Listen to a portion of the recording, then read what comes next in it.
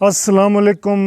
बाज़ औक़ात जब कोई हमारा काम नहीं होता है तो हमें ऐसा लगता है कि बहुत ही बुरा हम फ़ील करते हैं। हम कहते हैं हमारे साथ ऐसा क्यों हो गया है, ये बुरा हो गया है हमारे साथ। लेकिन अल्लाह की जो है ना वो अल्लाह जानता है। ये जो कहानी आप सुनेंगे ना आगे, ये आपके माइंडसेट को चेंज करेगी, आपकी सोच को बदलेगी। ये टाइटैनिक की कहानी है। टाइटैनिक का एक मुसाफिर था, उसकी कहानी है।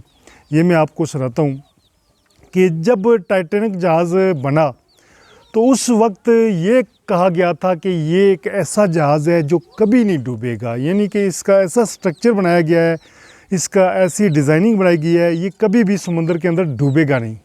मगर अल्लाह के साथ मुकाबला तो नहीं हो सकता है ना।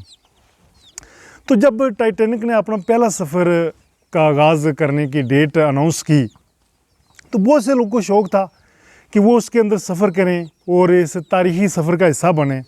ऐसे में स्कॉटलैंड का एक फार्मर भी था जिसके 3 बच्चे, एक बीवी थी। वो भी चाह रहा था कि मैं अपनी फैमिली को इस तारीख़ी सफ़र का हिस्सा बनाऊं, मैं इसमें सफ़र करूं। तो उसने अपनी सारी जमा पूंजी जमा करके ना वो टाइटैनिक जहाज़ के टिकट ख़रीदे, जो कि रिफ़ंडेबल नहीं थे। यानी अगर आप टिकट ख़रीद लेते हैं तो उसकी रकम आपको वापस नहीं होगी, आप उसको वापस नहीं ले सकते थे। तो उसने वो टिकट ख़रीदे। टिकट ख़रीदने के बाद वो बहुत खुश था कि कब वो डेट आए और मैं इस तारीख़ी सफ़र का हिस्सा बनूं। जिस दिन जहाज़ में सफ़र शुरू करना था, ठीक उस दिन से एक दिन पहले उसका घर में जो पालतू कुत्ता था ना, उसने उसके छोटे बेटे को काट दिया है। और इतना सख्त काटा है कि उसका खून निकल आया है, दांत चले गए अंदर और जहर चला गया है। तो वो डॉक्टर के पास भी गए, लेकिन वो बहुत जो है ना वो काटने के निशान ऐसे थे कि अब बच्चा चल फिर नहीं सकता था ना। अब वो बहुत परेशान हो गए कि कल हमने जहाज़ में भी बैठना था, टाइटैनिक में भी बैठना था। तो बीवी कहने लगी कि मैं ऐसा करती हूँ कि मैं रुक जाती हूँ, मैं बच्चे की देखभाल करूँगी, आप बाकी दोनों बच्चों को लेकर जो है ना टाइटैनिक का सफ़र करें। खामद ने कहा यह कैसे हो सकता है, मैंने तो पूरी फैमिली को जो है ना सफ़र कराना था, उसके टिकट ख़रीदे थे। खैर बड़े परेशान हुए।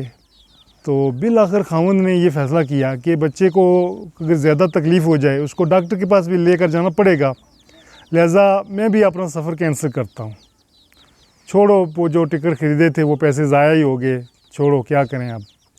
तो दूसरे दिन जब वो टाइटैनिक रवाना हुआ तो वो साहिल समुद्र पे उस टाइटैनिक को जो है ना वो देख रहे थे असद बड़ी नज़रों से और बड़े ताज्जुब से कि हम भी इसमें सफ़र कर रहे होते अगर ये मनुष्य कुत्ता जो था ना काटता। कुत्ते पे उनको बहुत गुस्सा था, बहुत बुरा लग रहा था कुत्ता। उसने एक मरतबा तो कुत्ते को गोली मारने का सोचा, लेकिन चूँकि वो उसका पालतू कुत्ता था वो उसको नहीं मार सकता था।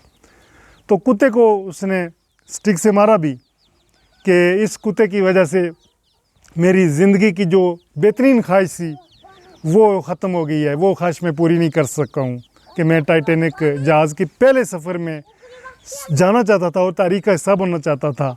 मगर ये कुत्ता जो है ना मेरे सारे काम को जो है ना इसने सत्यानाश कर दिया, मेरे सारे काम का।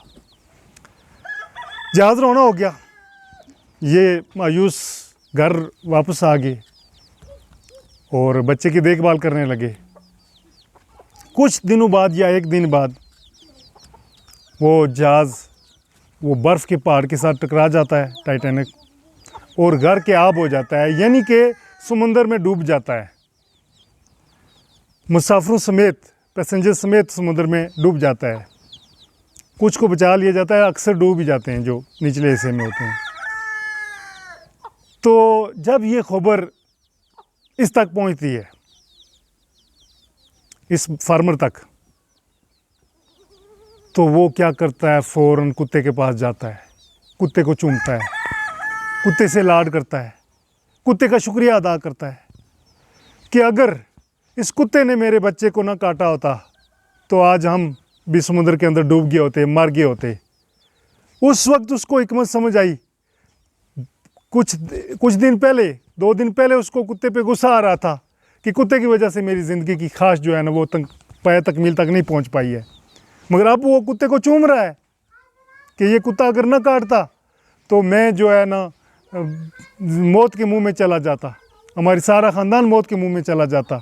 तो आज वो कुत्ते को चूम रहा है जिस कुत्ते को कल वो गालियाँ दे रहा था। तो यहाँ से आप ये समझ सकते हैं कि बाज़ औक़ात खुदा के कामों में कुछ हिकमत भी छुपी होती है। हमें वक्ती तौर पे बुरा लग रहा होता है, मगर आगे उसकी क्या स्टोरी है ये हमें नहीं पता होता है। तो इससे क्या मैसेज आपने लिया है, कमेंट बॉक्स में अपना फ़ीडबैक ज़रूर दें। और आज का ये व्लॉग, ये वीडियो कैसी लगी है मुझे ज़रूर आगाह करें। चैनल को सब्सक्राइब करें ताकि मज़ीद वीडियोज़ और व्लॉग्स आपको मिलते रहें। इजाज़त दें, मैं हूं अल्ताफ़ मलिक, आप देख रहे हैं AMWR TV। Thank you.